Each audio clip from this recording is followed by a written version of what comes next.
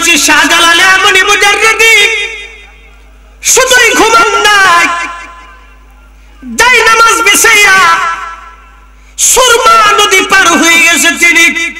একসাথে বলবেন আল্লাহু আকবার। এখনকার সুরমা নদী তখনকার সুরমা নদী এক নদী না। এখনকার সুরমা নদী তো ছোট নদী, 800 বছর আগের নদী সুরমা। ছোট নদী ছিল না রে বাপ, অনেক বড় নদী। মনোযোগ দেন, এই হবিগঞ্জ শহর 800 বছর আগে কোন শহর ছিল না। কি কথা বলেন ঠিক কিনা? 800 বছর পরে একটা শহর হইছে, 800 বছর পরে একটা মরুভূমিও হতে পারে, ঠিক কিনা? পারে না? 800 বছর পরে জঙ্গল হয়ে যেতে পারে, 800 বছর পরে আবার বিরাট বড় শহর হতে পারে।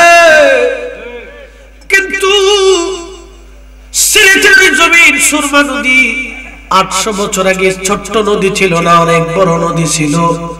কালের বিবর্তনে এই নদীটা ধীরে ধীরে ধীরে ধীরে ধীরে ধীরে ছোট হয়ে গেছে। আজ এই নদী পার হয়েছেন যাই নামাজ দিয়ে শাহজালাল ইয়ামানি মুজাররিদি। সে আকীদার নাম আহলে সুন্নাত ওয়াল জামাত। তিনি এমন আল্লাহকে খুশি করলেন, কি ওয়াজ সেই দিন করলেন তিনি।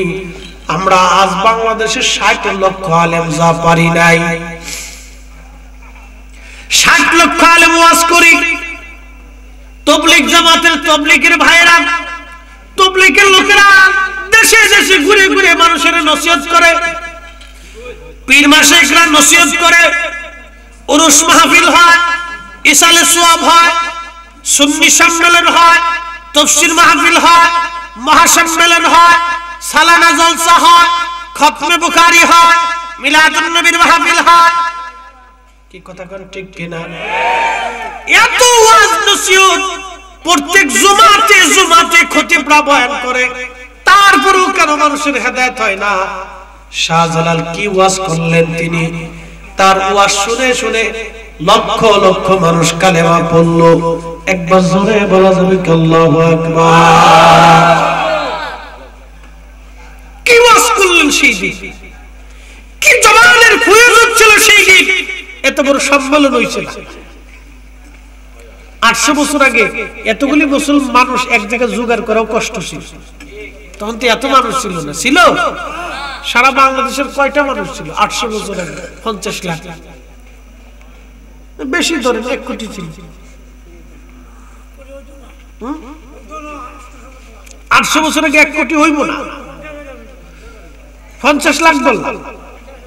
50 লাখ সারা বাংলাদেশ, সারা বাংলাদেশ মিলে 50 লাখ মানুষ ছিল।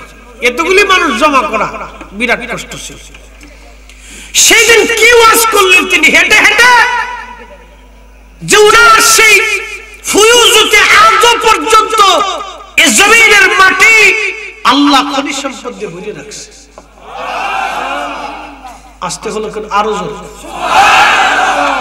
ওয়াজ শেষ, চলে যাবেন? মোনাজাত ছাড়া যাবেন? কারা কারা যাবেন? হাত উঁচা করে।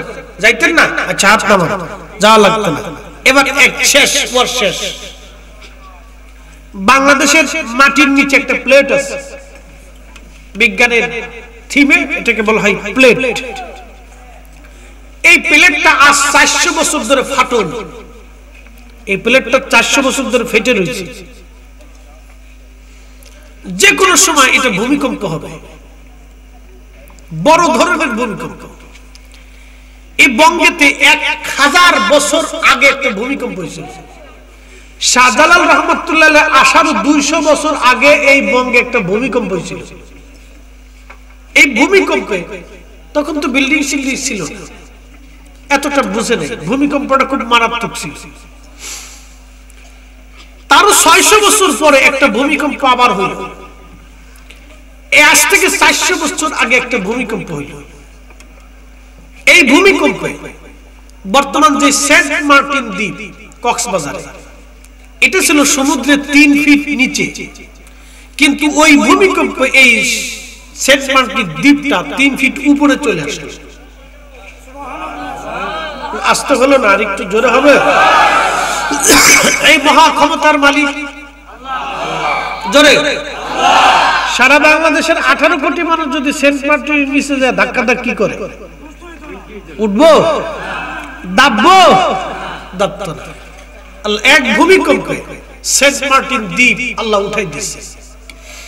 আমরা চিন্তা করতেছি বাংলাদেশের এত মানুষ কই জায়গা পাইবে, এত মানুষ হইতেছে জায়গা কোথায়?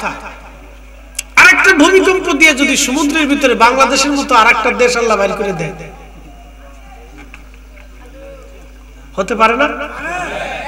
একসাথে বলেন পারে? বিশ্বাস আছে? আছে? আচ্ছা 400 বছর ধরে এই বাংলাদেশে ভূমিকম্প হয় না। এই ভূমিকম্পের উৎপত্তিটা হবে সিলেটের মাটির নিচ থেকে। কোথা থেকে? সিলেটের মাটির নিচ থেকে ভূমিকম্পটা শুরু হবে। 400 বছর ধরে হয় না। কারণটা কি? যেখান থেকে শুরু হবে সেখানে একজন ঘুমাই রয়েছে। একসাথে বলবেন আল্লাহু আকবার। আরো জোরে বলেন আল্লাহু আকবার। পাওয়ার আছে? আওয়াজ তুলে বলেন আছে? মোল্লা ওয়ালিদের পক্ষে, বাসলে ওয়ালিদের পক্ষে। কথা বল ঠিক কি না?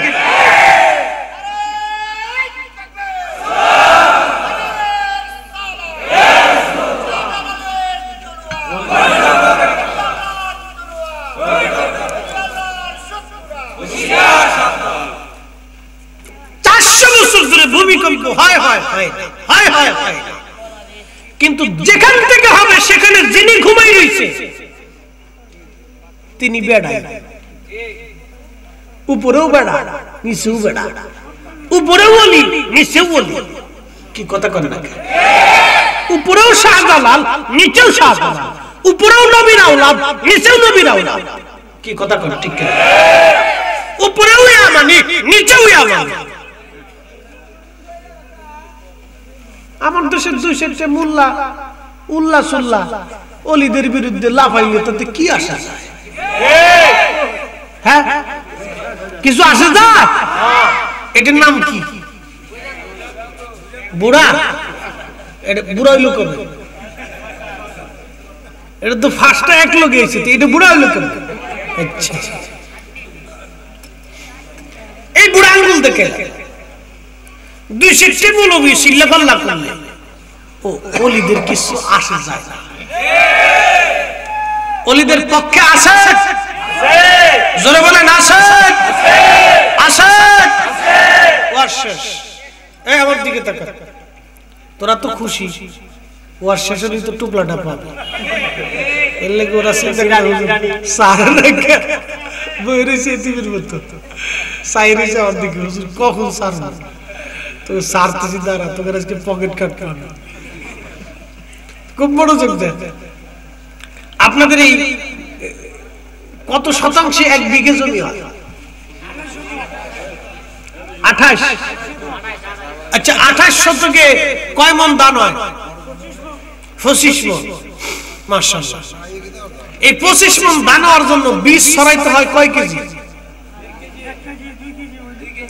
2-3 কেজি। 3 কেজি ধরলাম।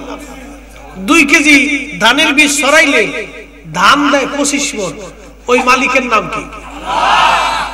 একসাথে হবে?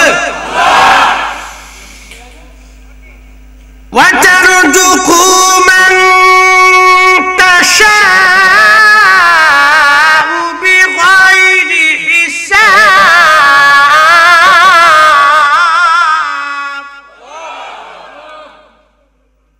কার কালাম? আমি যাকে খুশি তাকে অগণিত রিজিক ওয়ালা বানাই। আমার দিকে তাকা, চেহারা কি খারাপ? আমি আমার ফার্ম, আমার নিজের লিগে ফার্ম দেওয়ার কোনো করতেছি না, তোরা ফার্ম দিস না বালা করে। চেহারা কি খারাপ? উঁচা লম্বা কি খারাপ রে? সৌদির পুলিশ পর্যন্ত আমরা ডরাইছি। উঁচা লম্বা দেখে মনে করছে পাকিস্তানি, ফাঁকরি টাকরি দেখে মনে করছে এটা মনে পাকিস্তানি না আফগানিস্তানি, আল্লাহ জানে। তো যাই হোক, উঁচা লম্বাও খারাপ না, চেহারা মেয়েরাও খারাপ না, কণ্ঠটাও একবারে খারাপ না। আল্লাহ বালাই দিছে, ইলম কালাম আল্লাহ যদ্দুর দেওয়ার দিছে, একবারে বেশি না আবার কম না। আচ্ছা যাও, আমার দিকে তাকান।